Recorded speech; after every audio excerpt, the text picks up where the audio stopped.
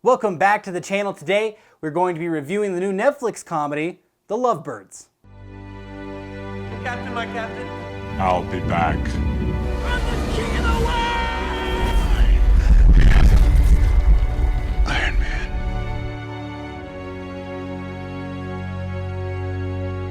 Originally set for a theatrical run, set to premiere in theaters back on April 3rd. It was kind of up in the air where the movie would go from there because they had to delay it due to COVID-19. Netflix then came in and acquired the rights to the film, and now here we are. It was just released to Netflix this weekend. Police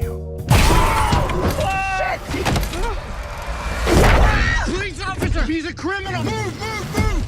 A couple experiences a defining moment in their relationship when they are unintentionally embroiled in a murder mystery. This movie sees director Michael Showalter re-teaming up with Kumail Nanjiani once again. The last time they got together, they teamed up for The Big Sick, which is a very good comedy. If you have not seen that movie, I highly recommend checking out The Big Sick. Now here we are with The Lovebirds just a couple years later. Not nearly as good as The Big Sick, but it's still a pretty decent comedy that made me laugh.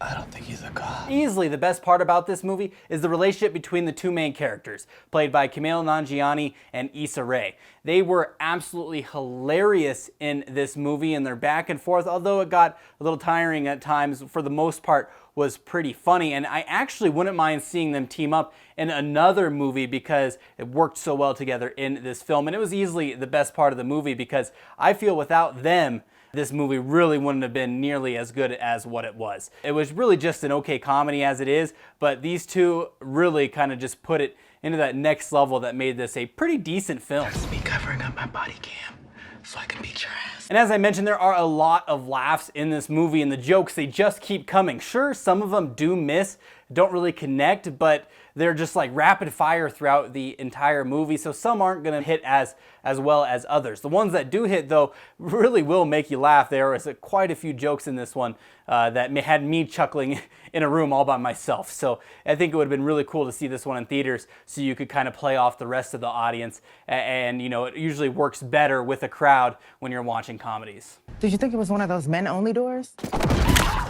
Kumail Nanjiani is easily one of the best comedic actors out there right now, and I don't think I've seen a movie of his that I've disliked. Obviously, let's just forget about Men in Black International and Doolittle, where he did voice acting for those. Yeah, let's just wipe those from existence. But other than that, he's been a great comedic actor so far in his short career, and I've definitely enjoyed the work that he's done. And I did enjoy him a lot here in Lovebirds. As for Issa Rae, I don't know as much about her. I haven't seen as much with her in it, but she was just as hilarious, if not funnier, than Kumail Nanjiani in this movie. She was just as great, and as I mentioned, it was their chemistry, their relationship that really carried this movie. Michael Showalter, the director, is also really starting to come into his own as one of the top comedic directors. He's really got a firm grasp on this genre. As I mentioned, The Big Sick was one of the best movies of that year that it came out.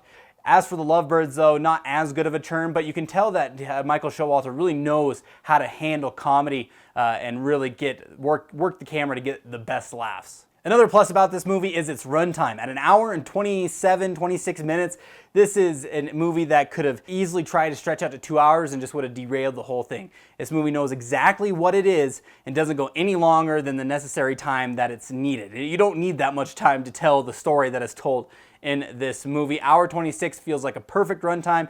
You don't feel tired by the end of it. You don't feel like it should have ended 20 minutes sooner. Perfect runtime, and it's definitely an easy watch because of it. What I didn't like about this movie was the plot got a little ridiculous, a little over the top. It was like, I don't know if this was necessarily needed when it got to some points in the movie. I think they were trying for some cheap laughs. For me, it just kind of missed, but other people might enjoy it. But yeah, I think the plot just got maybe a little too big for what the movie was. But other than that, that's kind of a small issue that I found with the film. Another thing that I did not like was the back and forth riffing. Although they were hilarious at times, sometimes it would go on between Issa Rae and Kumail Nanjiani. It would go on just a little too long, and the camera, you know, sometimes the camera just stays on the two main characters as they're riffing, and you just kind of hope you catch magic.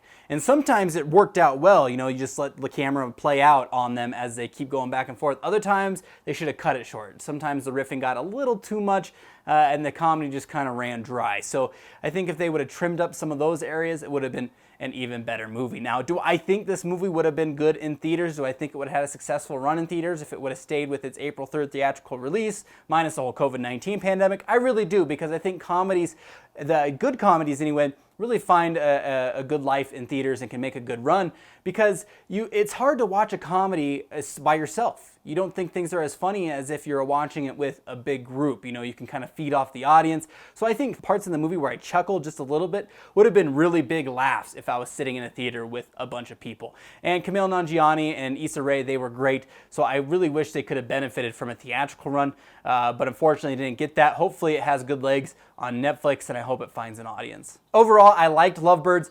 Wasn't the best comedy I've ever seen. Also wasn't the worst comedy that I ever seen. Kumail Nanjiani and Issa Rae, as I mentioned, carried this film. So I'm going to give Lovebirds a 6 out of 10. Have you seen the Lovebirds yet? It is streaming on Netflix. Let me know what you thought of it in the comments below. Also, if you liked this video, please consider hitting that like button, hit that subscribe button, and ding that bell to stay up to date when I post my next video. Be sure to see you in the next one. See you around. All right, check you later. Bye.